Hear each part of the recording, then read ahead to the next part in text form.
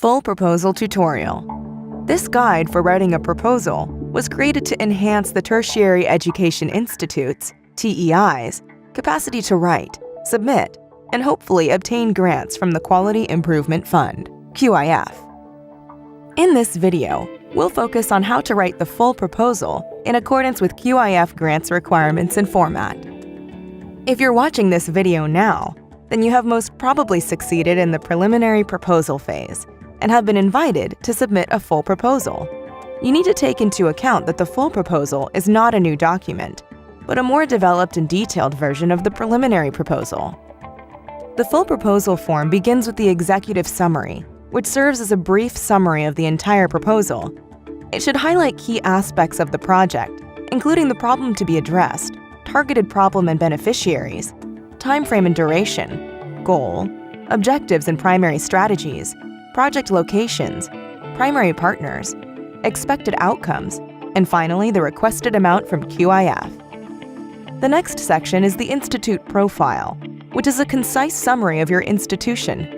It should include general information about the institute, vision and mission, primary goals and strategy, its structure and information about units that will be involved in carrying out the project's activities, the established partnerships and relationships that will be important to carry out those activities, information about prior grants received from QIF, and why you think your institute should be considered when awarding QIF grants. Then comes the project background justification. This section should provide information that the reviewer needs to know what and why you're doing this project. It should also address the problem analysis and give a clear understanding of its causes. It should be clearly linked with QIF goals and priorities, and should provide an understanding of the existing stakeholders' roles and the effect of other programs addressing the same problem. It's important that by the end of this section, the reader knows why your project should be funded.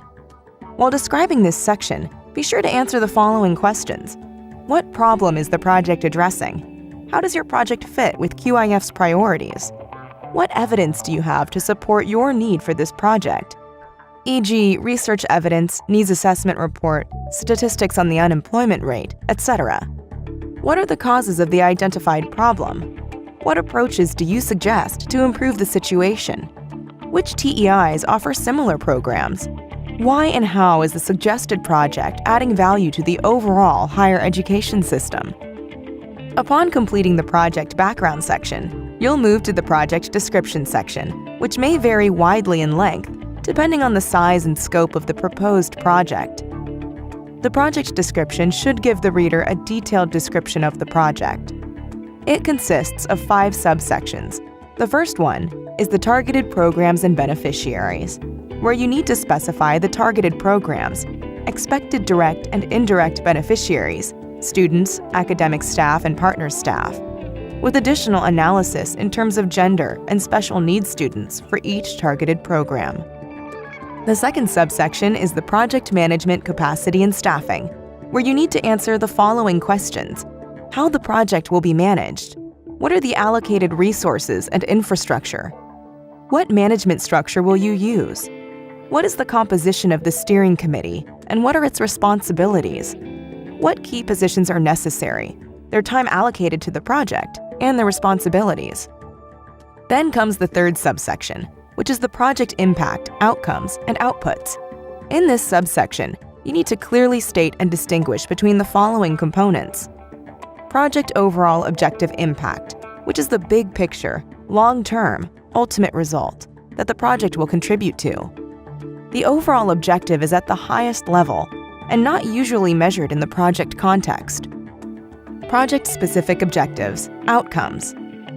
A statement of what the project plans to achieve during the lifetime of the project. These objectives should be specific, reasonable, and bound to time. They should be achievable and measurable within the scope of the project. Expected outputs, which are directly accomplished by the management of inputs. It could be a product and/or a service, e.g., assessment report, manuals workshops, advisory services, etc., that will be delivered by the project. Project activities leading up to outputs should be included in the implementation plan.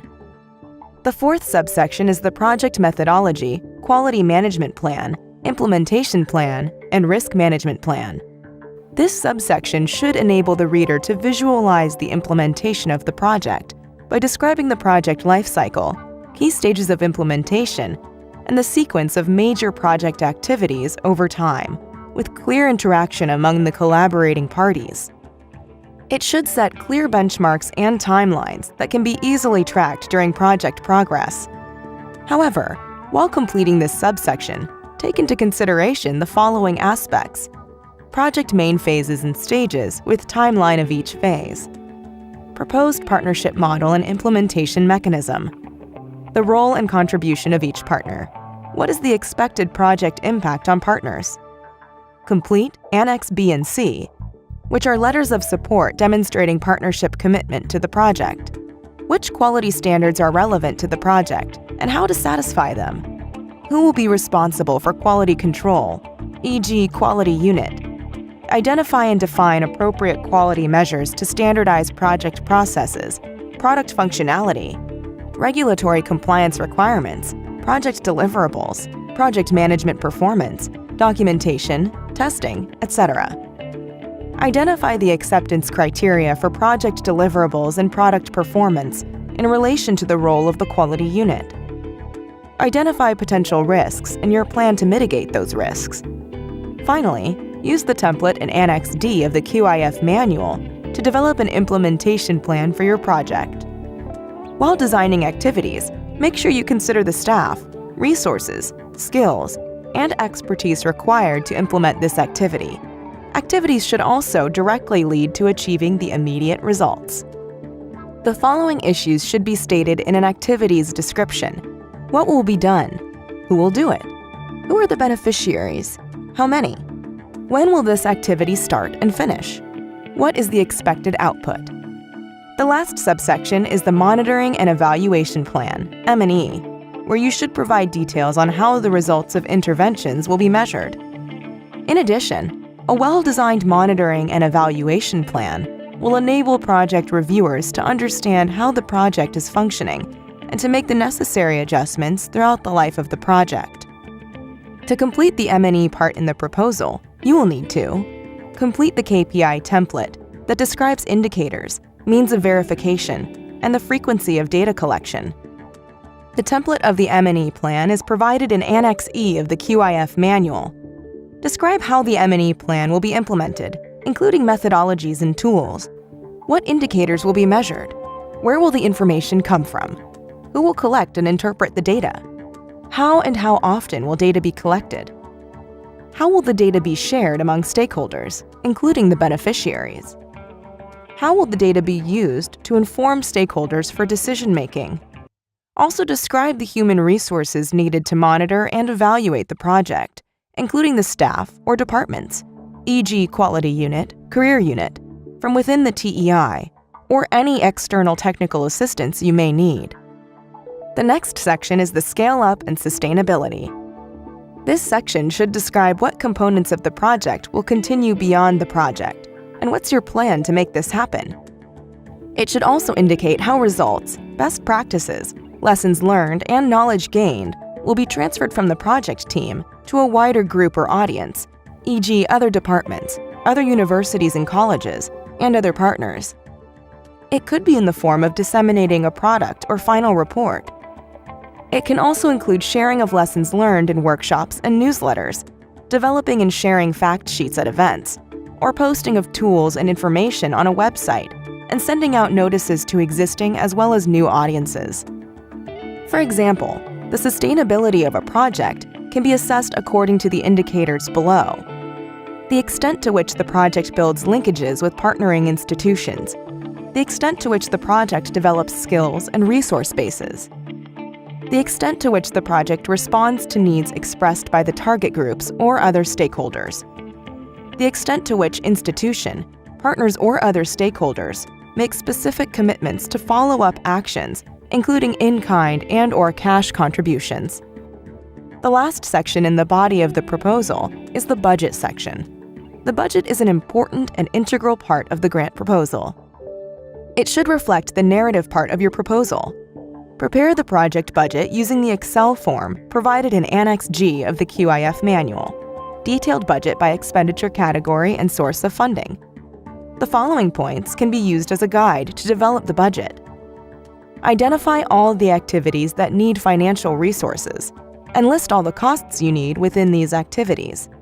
Classify all the listed costs according to eligible expenditure categories. Refer to the QIF manual, the threshold for each category. Identify the source of funding, QIF, TEI contribution, partner, and/or any other source of fund, whether the contribution is cash or in kind. All estimation of costs should be reasonable. All costs calculations should be clear and referenced. Units costs, detailed lists and quantities, timelines, etc. Now, what's left? The final part of the proposal is the appendices section. These are supplemental materials where the reviewer would like to have further details about certain issues that were mentioned in the main proposal body. The list of appendices according to QIF grants format are as follows. Annex A, Letter of Intent from TEI President or Rector. Annex B, Letter of Intent from Project Partners. Annex C, Draft MOU. Annex D, Detailed Implementation Plan. Annex E, M&E Plan KPIs. Annex F, Risk Management Plan, and Annex G, Detailed Budget by Expenditure Category and Source of Funding. By now, you're ready to submit your proposal. Of course, you hope that you'll be receiving our congratulations response. Take a look at the evaluation criteria that will be used by the peer reviewers. This will surely enhance your chances to win the grant. These are Clarity and Relevance, 80 points. Partnership and Impact, 120 points. And Feasibility and Sustainability, 100 points. The PCU wishes you all success.